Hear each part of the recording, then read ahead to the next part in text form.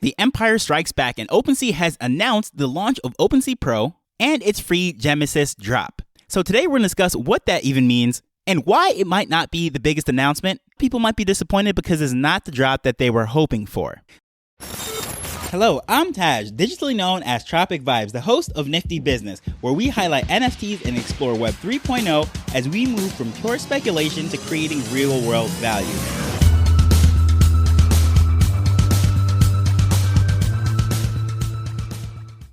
So the NFT community has been caught in a battle of the marketplaces. This is something that I've been covering for quite a while now. This is not news at this point or a hot take. I've done multiple episodes about that, but just in case you're not familiar with the whole OpenSea versus Blur battle, just listen to episode number 428. I go into depth about that, how they're battling with slashing prices and royalties and all of that, just trying to get the attention of the quote-unquote pro traders, people that are doing a lot of volume and how they're battling for that.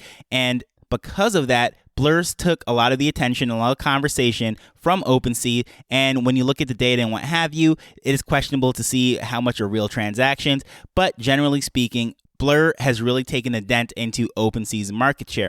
Now, in order to understand exactly what's going with this OpenSea Pro and this Gemesis drop, we have to understand what was going on a year ago. That is when OpenSea acquired Gem.xyz. Gem.xyz is an aggregator. And think of Kayak or any of those Expedia, Hotels.com, when you're trying to just find the cheapest one and you don't want to go to every individual airline, every individual hotel, and you go to one of these sites that actually searches multiple different sources and tries to get you the best deal. Well, that's what an aggregator site does as far as with an NFT marketplace. Rather than hopping from OpenSea to LooksRare and all the other different marketplaces, you go to one of these aggregators and it searches all over the place to find the cheapest and the best deal as far as whichever collection or item that you are looking for. So it is a one-place shop for everything. Saves you a lot of time, and in many cases, it could save you a lot of gas, especially in the old way of doing things on OpenSea. You'd have to purchase things one by one, and there was no cart and so forth.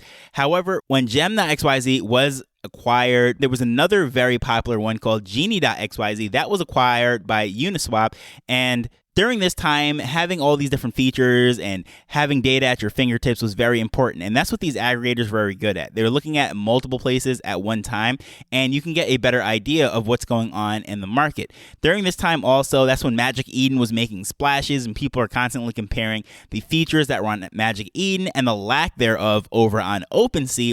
Well, also, people were using tools such as Icy Tools to see all the data that was happening on Ethereum, what projects were minting and all that. That was going on during the bull market, and that was really the goal of every project, was to get trending on the first page of Icy Tools, and then once that happened, pretty much it was guaranteed that the project was going to mint out.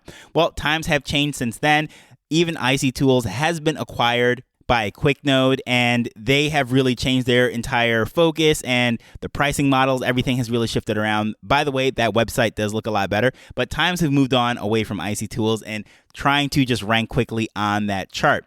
Now, since that acquisition, let's going back to OpenSea and Gem, a lot of the features from Gem was incorporated into OpenSea. If you've noticed, over the last year, a lot of statistics, a lot of rankings and things like that were popped up and featured on the front page of OpenSea. Well, all of those features really came from Gem. Even the simplicity of adding carts, that was one of the best additions, that you could say sweep a floor right there on OpenSea, and you didn't have to go to one of these aggregators to get everything all swooped up into one transaction. So that was a cool addition, but all sorts of different things were added, the user interface, and a huge improvement. A lot of those features came over from Gem, and it was just incorporated directly into OpenSea, and no one really mentioned the use of Gem. The Gem users seamlessly continued as is. They operated independently until now. They're doing this whole OpenSea's Pro thing. But for the most part, it is a branding play. All of these things were in place and everything was running. Gem, all these features were already in the OpenSea suite. However, of course, with everything that's going on with Blur, Blur is, of course, branded as the pro trading platform, the place for pro traders to go. That is a lot of PPPPs. Hopefully this doesn't sound terrible on the microphone because my tongue almost fell off saying all of that. But as we know, there was no fees and they cut away with royalties and all of those things. And they're saying this is a quick marketplace. You're able to sweep floors and buy from multiple places very quickly and all these awesome things, quote unquote. And That was their big pitch. And supposedly the reason why so much attention was given over there was not because people were just trading with themselves in order to get the airdrop, but because pro traders were very interested in the features that they were offering. Now, I'm not going to dispute that. Whatever it is, they do have some cool, innovative features, but let's be honest, people are doing all sorts of shenanigans for those tokens. Regardless of what's going on, a lot of attention, a lot of press has been given over there. So OpenSea has really been caught between a rock and a hard place. What are they going to do to keep that market share? I gave my opinion multiple times over that. Again, if you're interested in that whole battle between them, just listen to episode 428. I really dove into that and gave my thoughts on that. But that was what's happening right here. And in the whole world of Web3 constantly wanting something new, wanting airdrops, wanting tokens and all these different things, OpenSea was almost like, the old guard, right? People are looking at OpenSea as if this was like Facebook or something. You know, they rubbed a lot of the NFT community the wrong way. The artists that were cut out with their royalties, all those promises that were made, and it was just, it was a rough place to be in. Well, anyways, they're launching with this whole thing, this whole pro trading platform. I don't know how much this is going to affect their bottom line, their trust within the market and so forth, but guess what? It got me to talk about them. It's getting a lot of people to speak about it, see what's going on there. So in that regards, I can understand why they're doing all of this.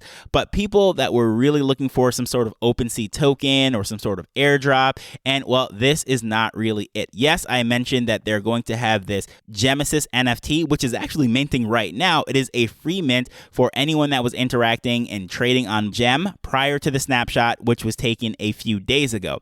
That is a free claim. You can go directly to OpenSea, the drop page right now, and you can get that while supplies last. I don't know how long they're going to keep that out, but it's about 40% minted out at the point of recording this. So first of all, I will say for the NFT community and the crypto Web3 community that's looking for a token airdrop, just be careful what you wish for, because it is a hard thing to run a proper token. Tokenomics is nothing simple. Look at all the ones that crash. We're talking about Doquan with what they did over at Luna, and Solana with FTX and the FTT token. I can go on and on and on about tokenomics and failed tokens and so forth. Things that launch, they might have utility, who knows, but it is not an easy game. Keeping the supply correct, keeping demand, prices, all that, it is just a recipe for disaster. And the fact that they're planning to go open and be a public company, that really is in the horizon most likely. And based on how the US regulatory bodies are looking at all of these tokens and NFTs and Web3 and crypto and everything right now, it really would not be the wisest decision for OpenSea to launch a token, knowing very well that their future probably is going to be as a public company. But who knows exactly where that's going to be.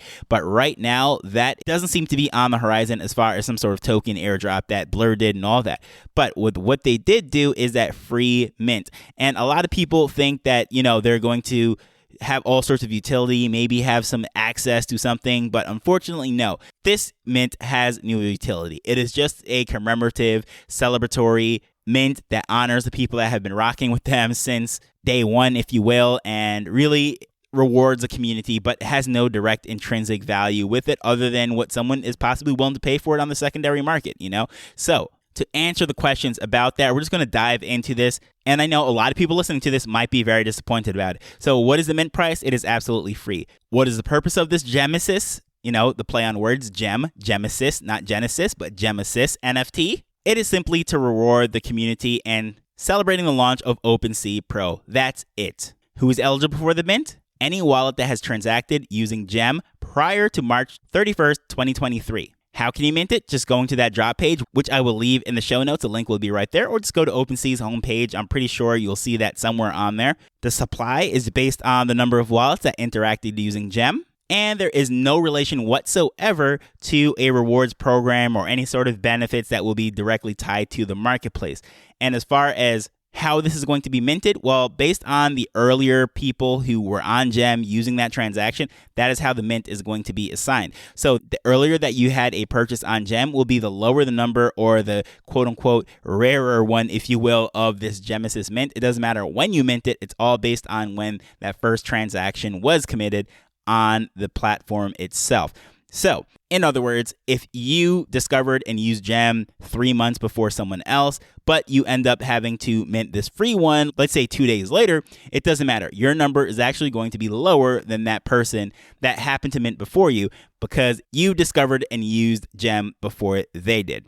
So, in summary, that is it.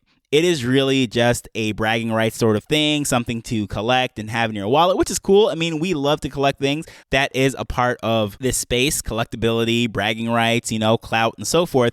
That plays a lot into the psychology of business and gamifying sales and so forth. So I understand that whole concept and I'm not knocking it whatsoever. And I still think that is a great thing that they did not come out with a token. A lot of people will be disappointed, but from a business standpoint, legal standpoint, regulatory standpoint, the last thing you want to do is get ran down by the SEC and Gary Gensler and all those people. So this is a much safer route, just giving out a free collectible that really, quote unquote, has no value whatsoever, but someone wants to buy it from you on the open market. Okay, cool. Now, interesting thing, when I discovered Gem, started using Gem, was right after it was acquired by OpenSea. So because of that, I've been doing my transactions, doing everything directly on OpenSea, and I have no transactions with my wallet on Gem, so I won't be getting that, and I'm not going to buy it on secondary market. So I'm not just plugging this because this is something that I'll be getting and I'm excited about, but no, I genuinely think this is a very cool thing, way to reward the customers, get people involved, and get people talking about it again, because after all, the only bad publicity is no publicity, and they got people to speak about them.